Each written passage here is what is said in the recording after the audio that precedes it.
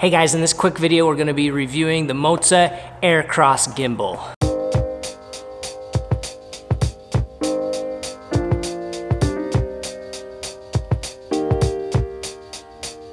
This will deviate from our normal photography content, trying to do a little bit more video as we improve our video game. So I hope that none of the photographers mind. This will be a video specific review though. So this week I received the MOZA AIRCROSS in the mail and I was super excited.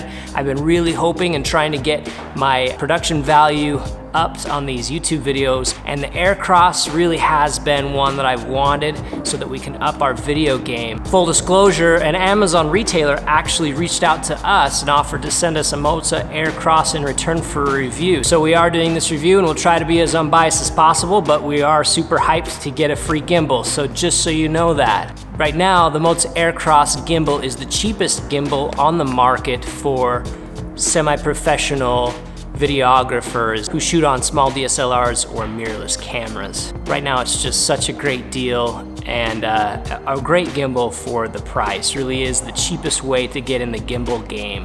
Pulling this out of the box, I was super impressed with the quality of the machining of the parts. Everything, well, almost everything it just felt really good quality. I hadn't expected that, frankly, from a Chinese manufacturer for such a low price point. Straight out of the box, you're gonna wanna adjust the yaw on the tilt.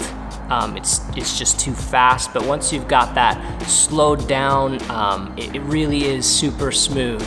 The grip feels nice, it's the perfect fit for my hand. It comes with all the modes that I'm going to need as a amateur videographer. Follow tilt mode and to follow yaw.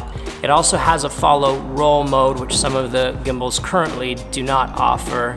And then it's got the lock mode. I really love the time-lapse feature of this. Although the UI of the Android app as well as the translation leaves a lot to be desired, it does basically everything you need it to do once you figure out the weird UI.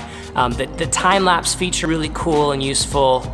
I think that I'll be using that quite a bit for run and gun time lapses.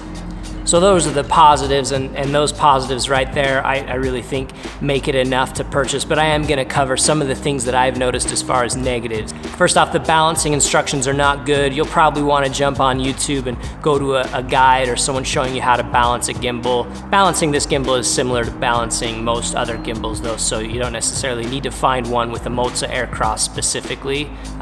It's going to be comparable, but it's worth it to spend a little time figuring out the proper way to balance.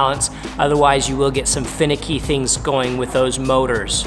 One of the biggest things I don't like about it is storing it, figuring out how to place it down when the camera's still attached if I'm not using that tripod, because the yaw and the pitch motors will knock. They don't slide past each other like some of the other comparable gimbals will allow for. I also don't like that you can't go diagonal on that joystick. There's only panning and tilting. I expected it to charge on the dock. I plugged it in hoping that it would, and I realized that it wouldn't. In fact, you have to use the charger. The charger itself is not great. It has this really gimpy cord that's not long enough to really do you a whole lot of good, but it also won't just plug directly in the wall, so it's in this weird middle area that doesn't help you much.